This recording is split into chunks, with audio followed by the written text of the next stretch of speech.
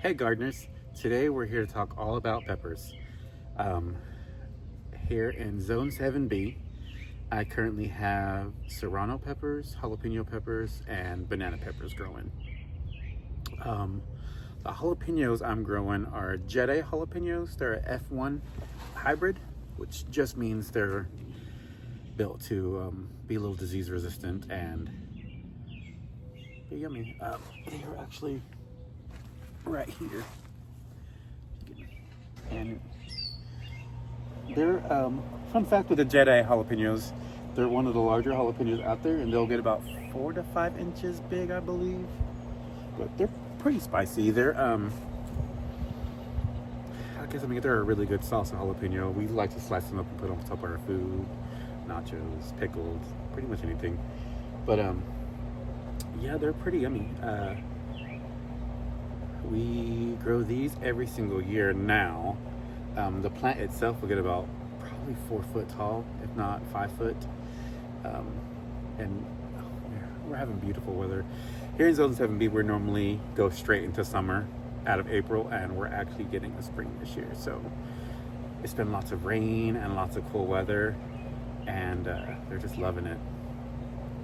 Our serrano peppers are actually, it's been so cool that they're just now putting out blooms. And not, usually their big would have, 20 or 30 peppers on it, and we're just now getting our first buds out and blooms. So hopefully we have some serranos coming here soon. Banana peppers, on the other hand, I'm guessing they like the cool weather. This is my first year being successful with banana peppers, and they're thriving in this weather. But no, let's take a look at these peppers. So here are the serranos, just now putting out some blooms. There's a second one right over there. Beautiful plants. They're nice and healthy. They're doing pretty good. And then banana peppers, on the other hand, they are just going crazy. Peppers everywhere. And then behind us, we have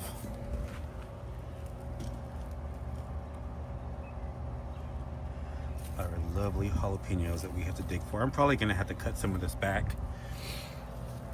That way it can give it some sunlight. There's one right in there. Let's see if I can get there. It is. But yeah, that is our pepper garden. And so the garden is just thriving currently. Little side note, we're preparing our new space for more garden. And the boys want to say hello. Hi, Reaver. What are you doing, mister? Is you being a good boy? You being camera shy? How about you? Creaker? What are you doing, mister? What are you doing? And there's Mr. Trail. He's not shy, no camera. He just wants loving. Yeah, good boy. Try to make a video, misters. Hi. So, that are my peppers and that we were able to grow here in Zone 7B. Some fun facts, or not even fun facts, just some nice little tips with peppers. They're heavy feeders, which anything that produces a high yield of vegetables, you should know is going to be a heavy feeder, so you definitely want to be feeding them. I lay down a little, it's like a dissolving fertilizer from our nursery. It's a granule you sprinkle all over the mulch, and so as it rains or you hand water them, it kind of dissolves and goes into the dirt. But before I planted all of my plants back here, when I was digging out the holes to put the plants in the ground, I actually put about a tablespoon of crab shell, eggshell, and a nice size amount of bone meal. And then I planted my plants in there so that the bone meal will help them pretty much instantly start rooting in and feeding the plants right then and there. The eggshell and the crab shell will break down over their entirety of the plant's life in the ground and slowly be feeding it. But in all honesty, the bone and crab meal will probably feed them toward the end of the plant's life, and there'll be more nutrition in the ground next year when I plant plants in the garden. But I also water them in with a fish-based fertilizer. And I know when I first putting my plants in, I try to make sure the fertilizer has a decent amount of nitrogen.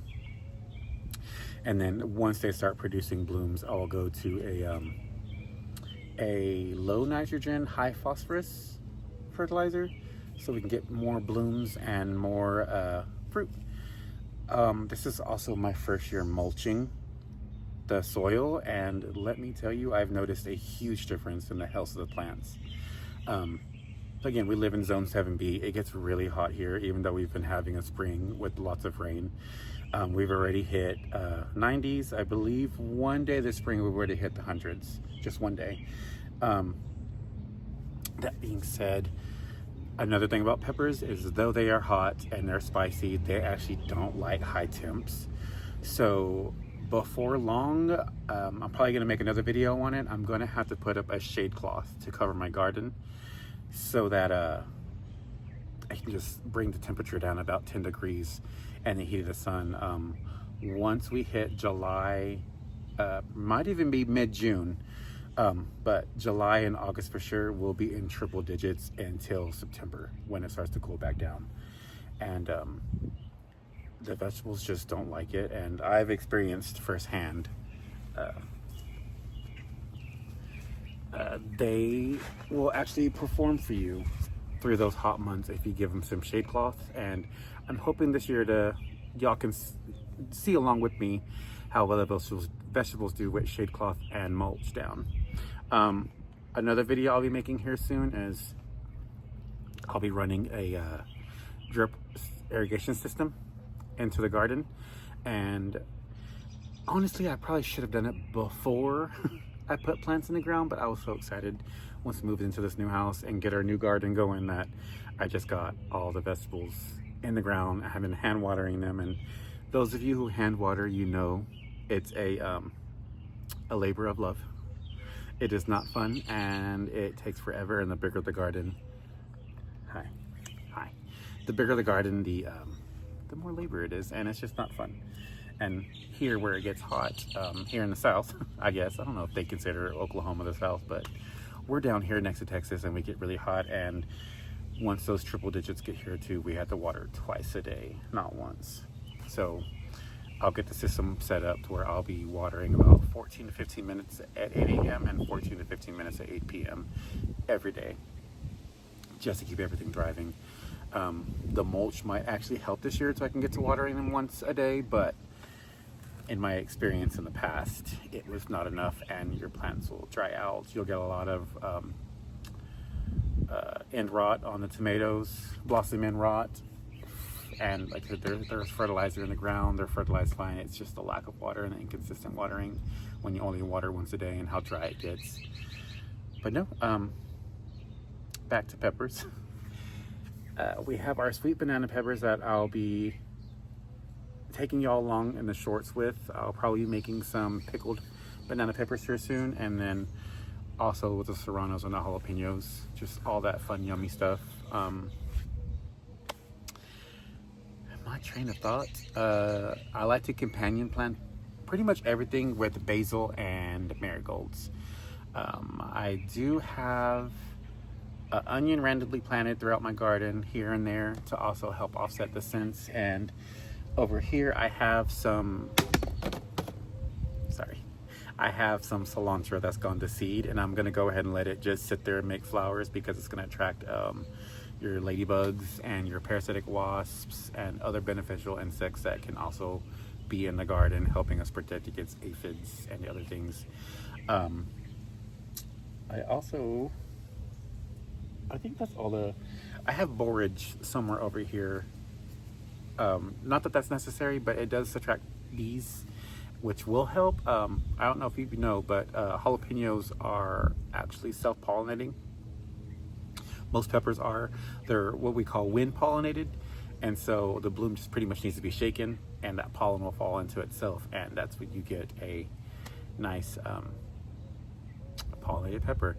And on the other side of that, with our heat, if you're experiencing your jalapenos and they're putting out the blooms and they're putting out the things, and even if you have bees and flies, ants all over your blooms and they're getting pollinated and they're still falling off, more than likely they're not getting enough water or it's just too hot. It's called blossom drop or bloom drop, and basically what your peppers are doing are they're dropping those fruit before they become peppers so that they can keep all their energy into just preserving their life with their leaves and their roots in the ground, because it just gets too hot for them. Peppers like about 6 to 8 hours in the sun. They are heavy feeders, so they want to be fertilized with, if you're doing organic, I would say once every 1 to 2 weeks. You can fertilize them. I guess with the fish fertilizer, you could probably fertilize them with just a little bit every single day. I just like doing a nice one and done, and once I get the drip system, I'm really only going to be fertilizing probably once every 2 weeks. But granule fertilizers probably 2 times a season, once at the beginning, once midway through, or at the end.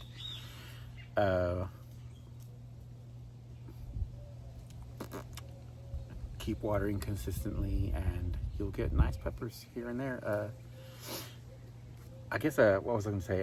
One last fun fact about peppers. I don't know, but the capsaicin in them that causes them to be spicier, just, spicy, the different levels on this Scoville scale, capsaicin actually burns fat. So when you're eating peppers, that actually helps with digestion and burning of things that you're eating. So not that it helps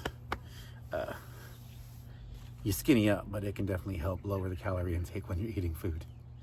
Well, I hope y'all enjoyed this video, and if you did, please give me a thumbs up, a like, and a subscribe. Hope to see y'all next time.